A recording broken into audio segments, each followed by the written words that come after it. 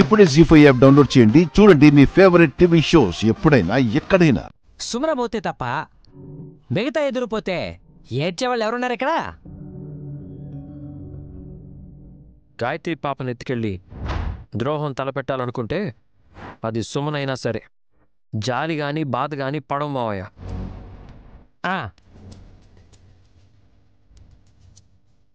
మీ ముగ్గురు శివజ్యోతి వైపు చేతులు చాపి నిజం చెప్పండి. ఏమనక్క? గాయత్రి పాప మాయమవడం వెనక ఎవరి హస్తం ఉందో అని.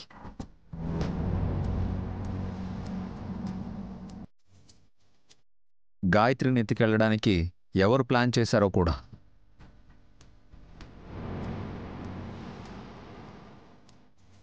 ఇప్పుడే తేలిపోవాలి.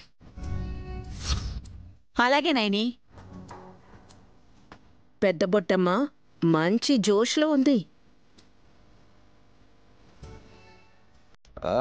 డమ్మక్కకే మింగుడు పడట్లేదు.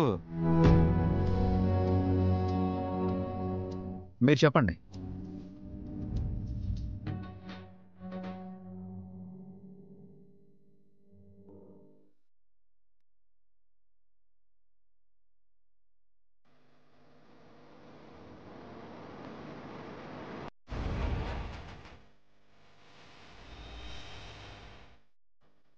చేతి చాపాను కాని నాకు నా బిడ్డ బుల్లుచి కన్నా ఎవ్వరు ఎక్కువ కాదు.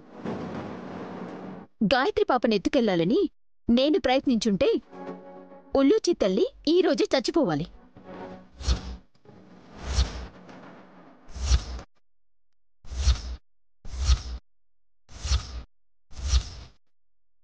గాయత్రి జోలికి నేను రాలేదు. శివజ్యోతి మీద ప్రమాణం చేస్తున్నాను. విశాలక్షమతల్లే రక్షించాలి, దుష్టుల్ని శిక్షించాలి. ఇంతకంటే నేనేం చెప్పలేను.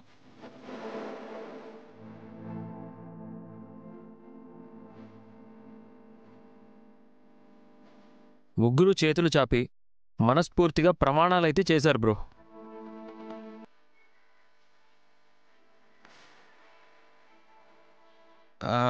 శిక్ష పడుతుందంటావా?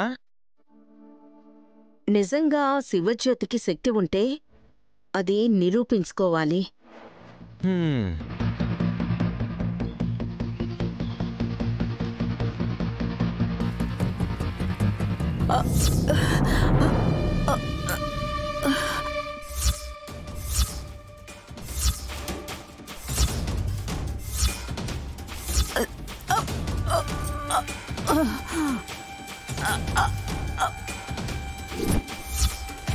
అరే